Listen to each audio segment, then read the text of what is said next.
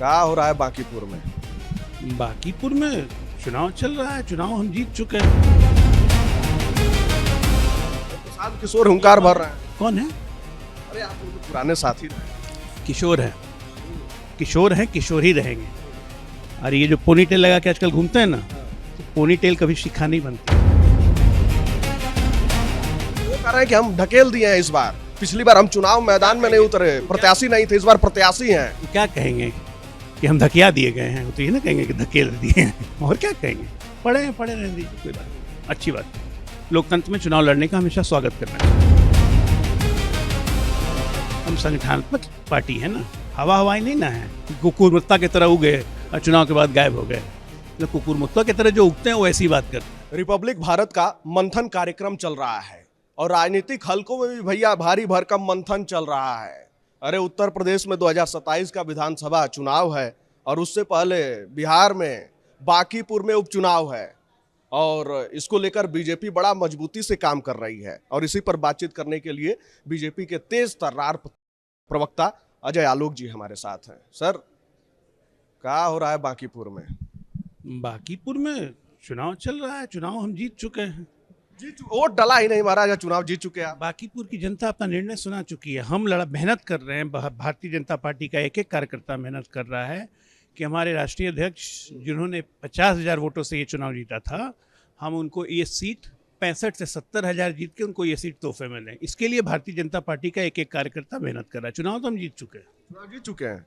चुनाव में कोई शक नहीं है। और प्रशांत किशोर हुंकार भर रहे हैं। कौन है? अरे आप लोग तो पुराने साथी रहे। किशोर है। किशोर हैं, किशोर ही रहेंगे। और ये जो पोनी टेल लगा के आजकल घूमते हैं ना, तो पोनी टेल कभी शिखा नहीं बनती है। इसलिए किशोर को किशोरी सिखा है भाई। किशोर को किशोरी रहने दीजिए ना। लड़ाई में ही नहीं है। लड़ाई में नहीं है।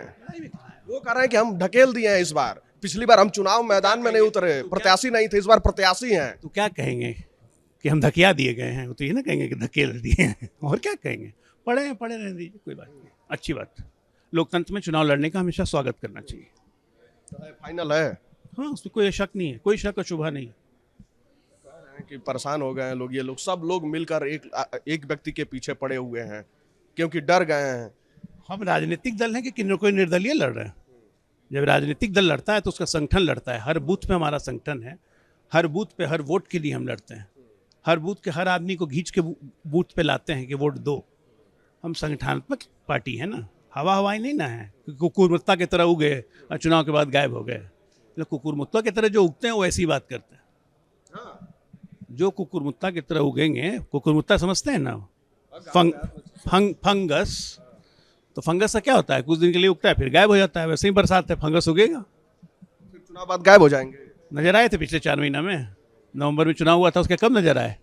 मार्च अप्रैल में ना, जब अध्यक्ष जी ने इस्तीफा दे दिया उसके पहले नजर आए थे कहीं? फिर फंगस उगा है, फिर गायब हो जाएगा। कह रहे हैं कि हम बिहार के जो है अलग अलग जिलों में एक एक जगह घूमे। नहीं लगता है कि वो इतने बड़े चर्चा का विषय है। आपका बहुत बड़ा चैनल है, काहे के लिए समय बर्बाद करने? कुछ और बात कीजिए। अच्छा, यूपी में चुनाव है 2027 का, कैसे देख रहे हैं? क्योंकि आपके राष्ट्रीय अध्यक्ष जी लखनऊ में भी थे, 2 दिन मंथन भी हुआ। योगी जी के नेतृत्व में 300 प्लस अकेले भाजपा बड़ा टारगेट है। पहले भी अचीव कर चुके हैं। 322 तो अकेले भाजपा ला चुकी है। हम कह रहे हैं अकेले Bhajpa 300 plus, NDA plus 350। Akhilesh अपना वर्स्ट परफॉर्मेंस करेंगे। जानते हैं क्यों?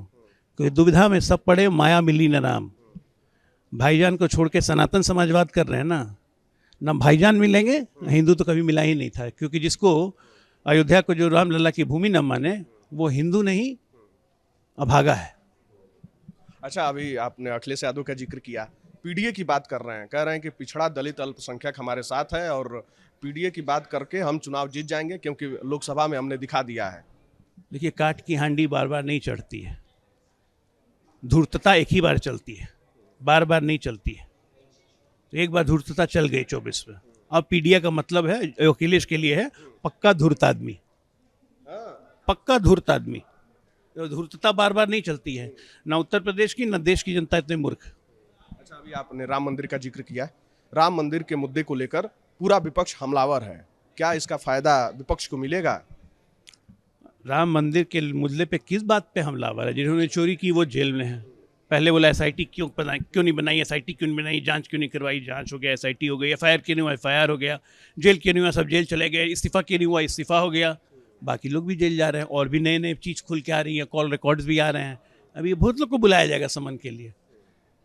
अपने गोल पोस्ट में गोल मारने का शौक हो, यही काम विपक्ष कर रहा है, करने दीजिए, हमारे लिए तो अच्छा ही है, अच्छा है। हमारे लिए बहुत अच्छा है, करो करो।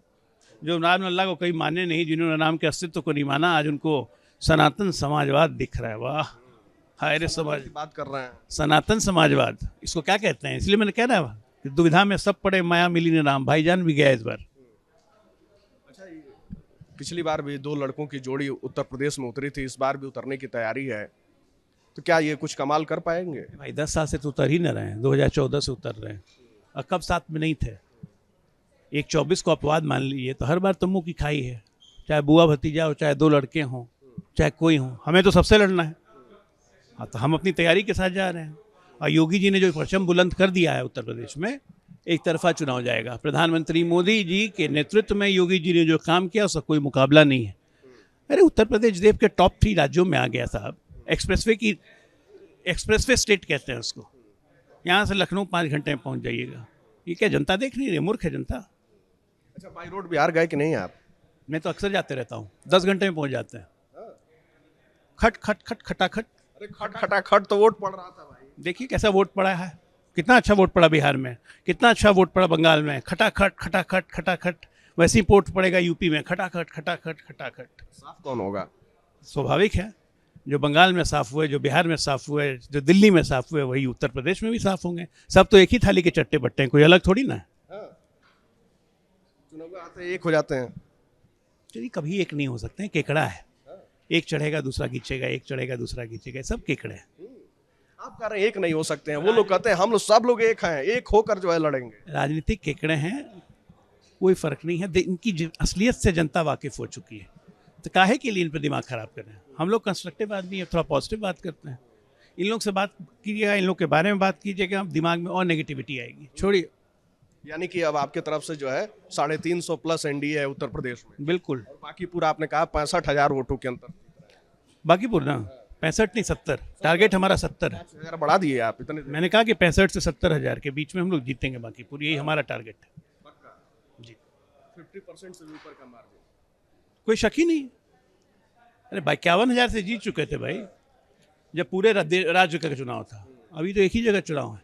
मिलेंगे चुनाव के बाद। सारी शक्ति 243 सीट पे लगी थी, तब 51,000 का मार्जिन था।